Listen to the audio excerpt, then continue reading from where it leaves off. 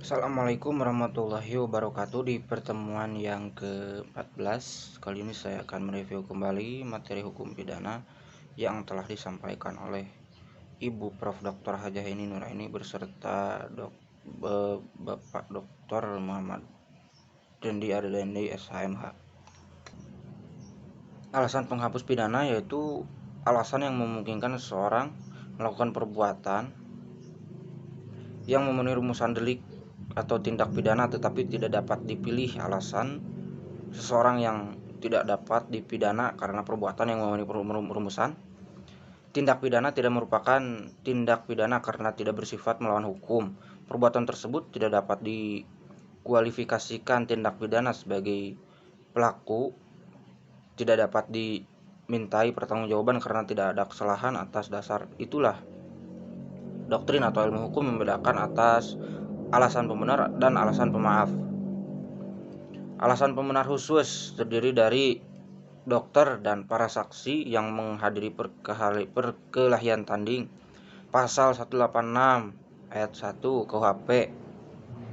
Lalu yang kedua, pencemaran demi kepentingan umum atau karena terpaksa untuk membela diri, ada pada pasal 310 ayat 3 KUHP C. Yang dihina dengan putusan hakim yang menjadi tetap dinyatakan bersalah atas hal yang ditentukan pasal 311 KUHP. 3 alasan pembenar di luar undang-undang hukum disiplin dari orang tua atau guru, kewenangan, jabatan dari dokter apoteker, penyelidikan ilmiah fungsi negatif dari sifat melawan hukum material, misalnya Ares Hograd tentang dokter hewan, junto putusan MA tentang Markus Effendi. Alasan pemaaf yaitu alasan yang meniadakan kesalahan pelaku tindak pidana sehingga pelaku yang melakukan perbuatan yang bersifat melawan hukum tidak dipidana karena tidak ada kesalahan. Alasan pemaaf terdiri dari 1. Alasan umum, ketidakmampuan bertanggung jawab, pasal 44 KUHP. B. Daya paksa dalam arti sempit, pasal 48 KUHP. Bela paksa melampaui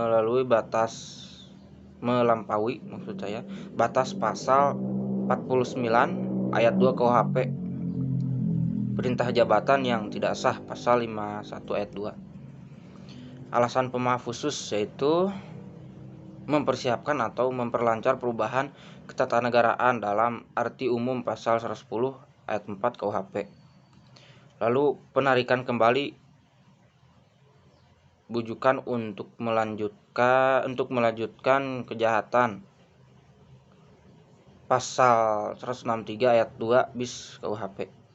Tidak melaporkan kepada yang berwajib atau yang terancam apabila ada kejahatan yang tertentu, pasal 166 KUHP. Pencurian antara suami istri, pasal 367 ayat 1 KUHP. Insubordinasi tidak jadi, pasal 464 ayat 3 KUHP. Alasan pemaaf di luar undang-undang yang pertama, tidak ada kesalahan sama sekali atau taksi. B. Alasan peniadaan pidana putatif.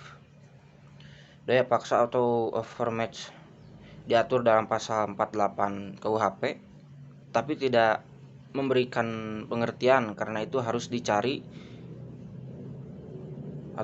dan menjelaskan bahwa daya paksa adalah setiap kekuatan, setiap paksaan, setiap tekanan yang tidak dapat ditahan.